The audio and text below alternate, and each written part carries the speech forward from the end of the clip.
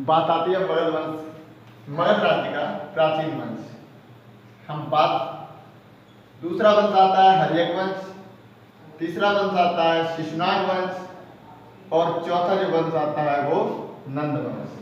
ठीक है, मगध राज्य में 4 वंश हुए हैं। सबसे पहला मगध वंश, मगध का प्राचीन वंश, हर्यक वंश, शिशुनाग वंश और नंद वंश। तो आज हम मगध राज्य के बारे में बात करते हैं। नमस्कार साथियों, स्वागत है आपका हमारे YouTube channel S coaching classes पर। एस कोचिंग क्लासेस पर आपका स्वागत करते हैं। आज हम मगध राज्य का उत्कर्ष जो यूनिट ल्यूसेंट से 13 स्टार्ट कर रहे हैं, जिसमें हम बताएंगे मगध राज्य पर किन किन शासकों ने शासन किया और कितने वर्षों तक किया। तो आइए बिना किसी रुकावट के शुरू करते हैं मगध राज्य का उत्कर्ष।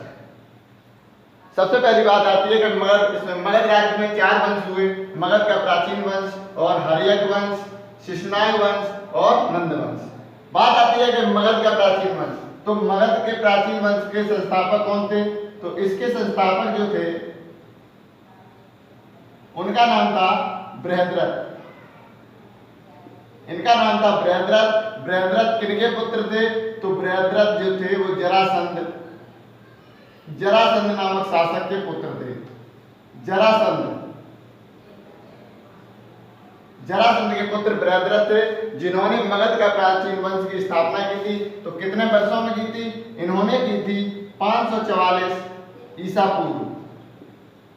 544 ईसा पूर्व में इन्होंने मगध का प्राचीन वंश की स्थापना की थी। और इन्होंने जो अपनी राजधानी बनाई थी बृहद्रथ ने, तो गिरिब्रज, इन्होंने जो राजधानी बनाई थी, क्या बनाई थी? गिरिब्रज राजगृह। गिरिब्रज जो कि राजगृह वर्तमान समय में राजगृह कहाँ पर है? वर्तमान समय में राजगृह बिहार में पड़ता है। बिहार में एक जिला है जो राजगृह नामक स्थान है, वहीं पर हमारा जो गिरिब्रज है, इन्होंने उसी को राजधानी बनाया था। उसके बाद बात आती है कि हर्यक वंश। तो हर्यक वंश कई वर्षों तक रहा था।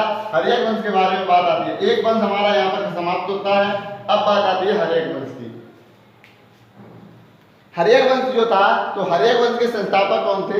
इसके संस्थापक थे कौन? बिंबिसार। इसके संस्थापक जो थे, जिनका नाम था बिंबिसार।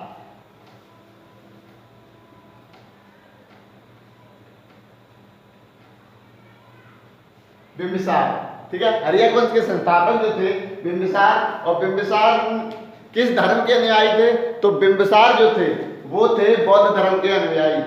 बिंबिसार जो थे बौद्ध धर्म के अनुयायी थे।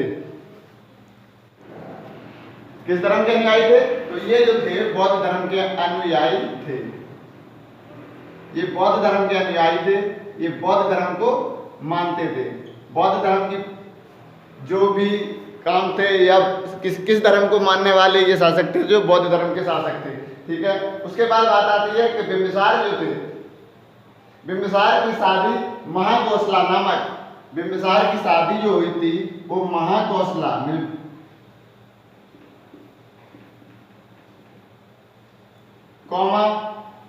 चेलना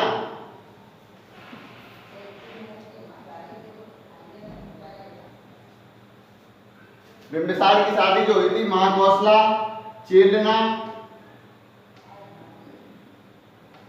इन्होंने अपने जो साम्राज्य था, इन्होंने शादियां की थी और साम्राज्य का विस्तार किया था। महाकोसला से की थी, चेलना से की थी, और पंजाब की राजकुमारी थी जिनका नाम था क्षमा। पंजाब की राजकुमारी क्षमा से शादी की थी, जिसका नाम था क्या? क्षमा। इन्होंने अपने राज्य का विस्तार, साम्राज्य का विस्तार करने के लिए महाकोसला, चेलना तथा पंजाब की राजकुमारी क्षमा से शादी की थी। उसके बाद बात आती है कि यह पहला राजा था, यह पहला साम्राज्यवाद था जिसने प्रशासनिक व्यवस्था पर बल दिया था। यह प्रथम राजा था। कौन? हर्यक वंश का प्रथम राजा था जिसने प्रशासन चलाने की, प्रशासनिक व्यवस्था पर बल दिया था।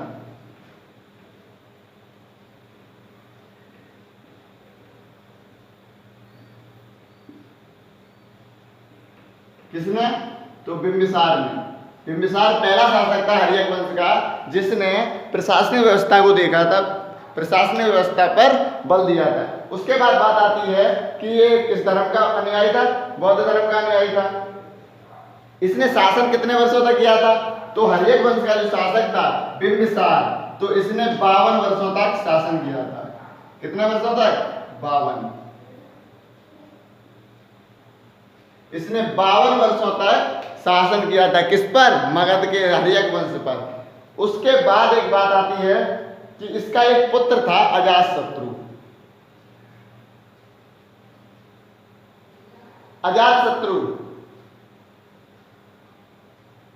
अजातशत्रु नामक शासक ने, जो इसका पुत्र था, हर्यक वंश के बिंबिसार संस्थापक जो थे बिंबिसार, उनका पुत्र था अजातशत्रु। तो अजातशत्रु ने इनकी हत्या कर दी थी 493 ईसा पूर्व में। किसने? अजातशत्रु ने। अजातशत्रु ने बिंबिसार की हत्या कर दी।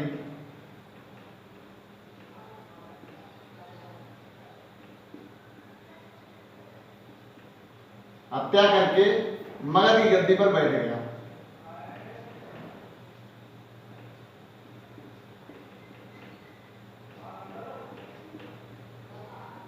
ठीक है। तो 493 ईसा पूर्व में कब? अजातशत्रु नामक इसके जो पुत्र था बिंबिसार का, अजातशत्रु ने 493 ईसा पूर्व में इसकी हत्या कर दी। किसकी? बिंबिसार की। और 493 ईसा पूर्व में ही मगध की गद्दी पर बैठ गया। अजातशत्रु को क्या कहते थे? तो अजातशत्रु का नाम था कुड़िक। क्या नाम था? कुड़िक। अजातशत्रु का जो उपनाम था वो था क्या? कुड़िक। इसने कितने वर्षों तक शासन किया था? इसने किया था 32 वर्षों तक शासन।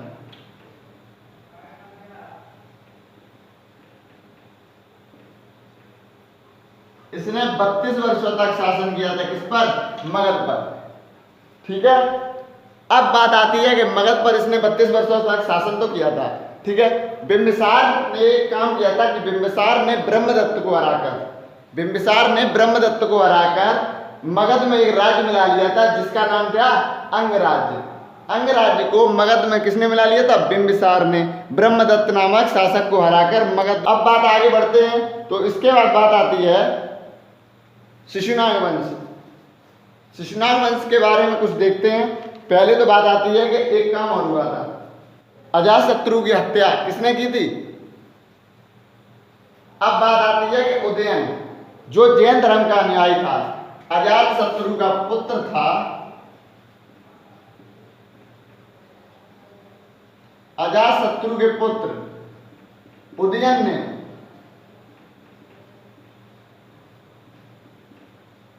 अपने पिता की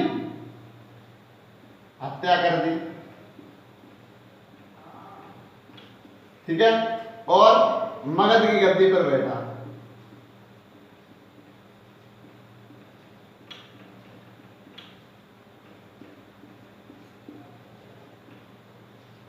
ठीक है। अजातशत्रु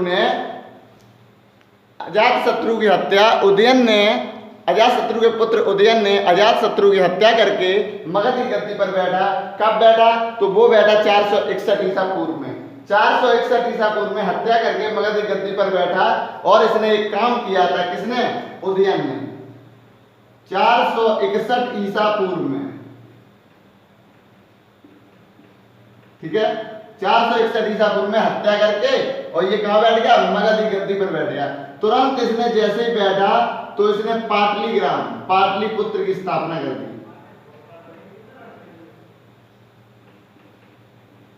पाटलिपुत्र की स्थापना किसने की? पाटलिपुत्र की स्थापना की। यही पाटलिपुत्र जिसका वर्तमान नाम क्या है? वर्तमान नाम है पटना, जो बिहार की राजधानी है।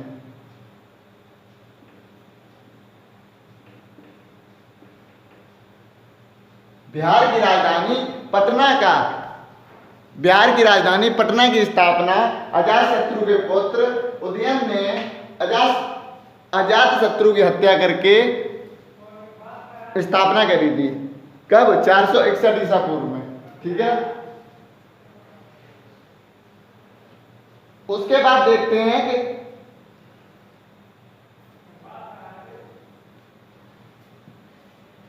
कि अजात शत्रु की सहायता एक व्यक्ति ने की थी जिसका नाम था सुएग मंत्री था एक, जिसका नाम था क्या, वर्षकार।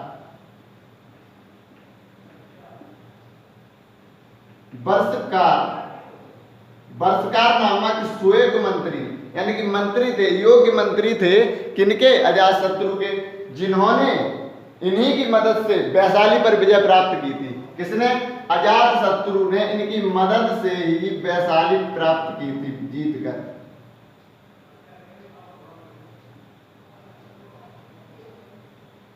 वैशाली पर विजय प्राप्त किसने की थी, अजातशत्रु ने सुएग मंत्री वर्षकार की सहायता से कहां पर, वैशाली पर विजय प्राप्त की थी।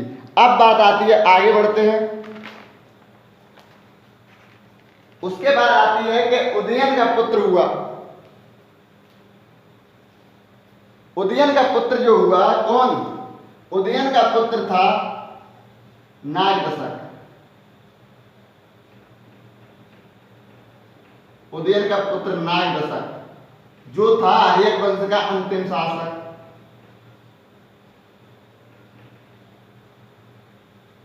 हर्यक वंश का अंतिम शासक नागदशक था।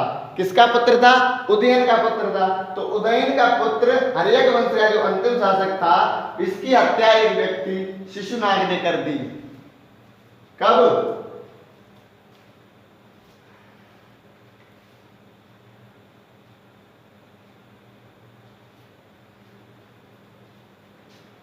नागदशक था जो कि अंतिम शासक था। कहां का था, तो नागदशक था। पुत्र किसका था, पहली बात तो पुत्र था ये उदयन का। उदयन का पुत्र नागदशक जो अंतिम शासक था, कहां का, हर्यक वंश का। हर्यक वंश का अंतिम शासक नागदशक था। इसकी हत्या कर दी किसने, शिशुनाग ने। शिशुनाग ने हत्या कर दी। कब, 412 ईसा पूर्व में। 412 ईसा पूर्व में उदयन के पुत्र नागदशक की हत्या शिशुनाग ने कर दी थी। जैसे ही शिशुनाग ने हत्या की, उसके बाद इसने अपना एक स्वयं खुद का एक वंश स्थापित कर दिया। अपने नाम से वंश स्थापित किया, जिसका नाम क्या पड़ा, उसका नाम पड़ा शिशुनाग वंश। ठीक है, शिशुनाग वंश की स्थापना कर दी थी। अब शिशुनाग वंश देखते हैं।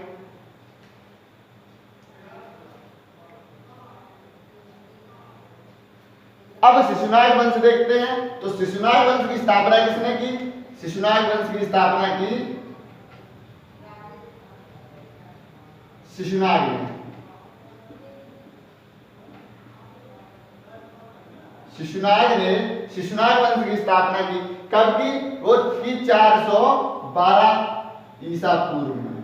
ठीक है, 412 ईसा पूर्व में इसने स्थापना की। और फिर इसने एक काम किया, क्या कि जो पाटलिपुत्र राजधानी थी, यानी कि उदयन ने बनाई थी, तो पाटलिपुत्र से इसने राजधानी स्थानांतरित कर दी।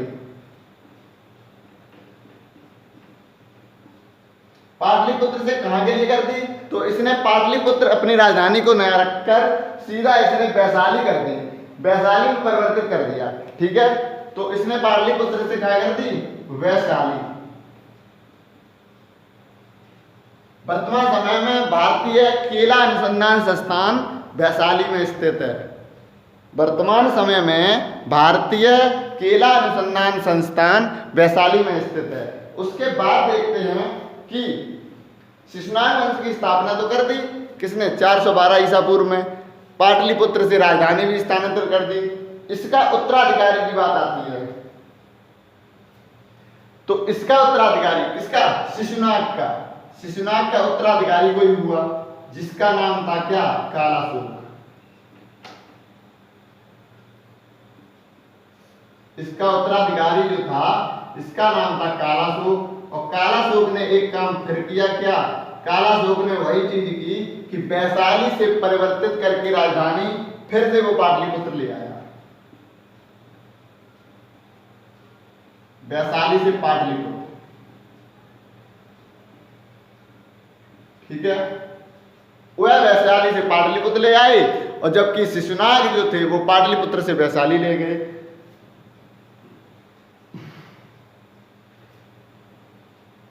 फिर बात आती है कि जो शिशुनाग वंश का था, उसका जो अंतिम शासक था शिशुनाग वंश का, तो उसका नाम क्या था?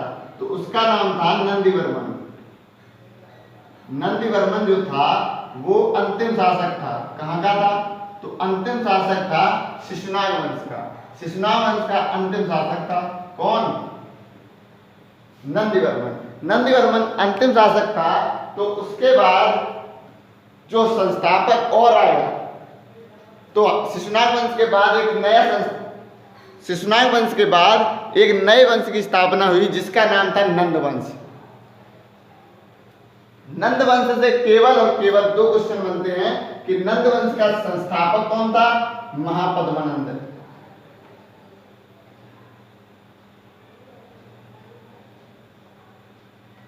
महापद्मानंद संस्थापक था महापद्मानंद, और अंतिम शासक था वो था घनानंद। संस्थापक हुए कौन? पद्मानंद, लेकिन अंतिम शासक हुए कौन? घनानंद।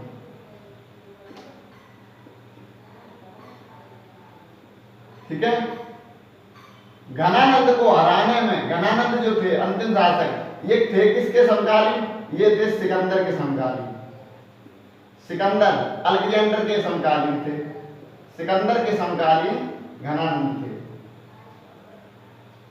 ठीक है। सिकंदर के समकालीन घनानंद थे, और घनानंद को हराने में चाणक्य, कौटिल्य अथवा विष्णुगुप्त, चाणक्य, कौटिल्य, विष्णुगुप्त घनानंद को हराने में किसने मदद की थी? किसकी? हराने में चाणक्य, और चाणक्य का नाम कौटिल्य, और कौटिल्य का ही नाम है क्या? विष्णुगुप्त। चाणक्य, कौटिल्य अथवा विष्णुगुप्त ने घनानंद को हराने में किसकी मदद की थी? चंद्रगुप्त मौर्य की। मौर्य वंश के संस्थापक थे चंद्रगुप्त मौर्य। चंद्रगुप्त की मौत। ठीक है। सब बात आती है कि घनानंद किसके समकालीन थे? तो वो थे सिकंदर के समकालीन। घनानंद को किसने हराया था? चंद्रगुप्त मौर्य ने हराया था। घनानंद को चंद्रगुप्त मौर्य ने चाणक्य, कौटिल्य और विष्णुगुप्त की मदद से हराया था। सहायता किसने की थी? चाणक्य, कौटिल्य और विष्णुगुप्त। चाणक्य की बात आती है तो चाणक्य के बारे में बता दें। तो चाणक्य एक पुस्तक है जिसका नाम है अर्थशास्त्र। अर्थशास्त्र के लेखक हैं चाणक्य, कौटिल्य अथवा विष्णुगुप्त। अर्थशास्त्र पुस्तक यह किस पर आधारित है? तो यह पुस्तक राजनीति पर आधारित है। प्रश्न बनते हैं कि अर्थशास्त्र पुस्तक के जो लेखक हैं वो कौन है? तो वो है चाणक्य, कौटिल्य अथवा विष्णुगुप्त। तीनों एक ही व्यक्ति के नाम है। और अर्थशास्त्र पुस्तक के जो जनक माने जाते हैं, अर्थशास्त्र पुस्तक के जनक जो माने जाते हैं, उन्हें एडम स्मिथ कहते हैं। आज हमारा मगध राज्य का जो उत्कर्ष, मगध राज्य से संबंधित जो भी वंश थे उन वंशों को मैंने पूर्ण कराया। जिसमें मगध का प्राचीन वंश संस्थापक बृहद्रथ थे, हर्यक वंश जिसमें संस्थापक बिंबिसार थे, और शिशुनाग वंश जिसमें शिशुनाग थे, जिसने 412 ईसा पूर्व में स्थापना शिशुनाग वंश की थी। उसके बाद अंतिम वंश जो आता है मगध राज्य से वो था नंद वंश। नंद वंश के संस्थापक महापद्मानंद थे। अंतिम जो शासक थे वो थे घनानंद। ठीक है। और घनानंद किसके समकालीन थे? तो घनानंद सिकंदर के समकालीन थे। अब मगध के राज्य की तो बात खत्म होती है। अब देखते हैं हम सिकंदर के बारे में।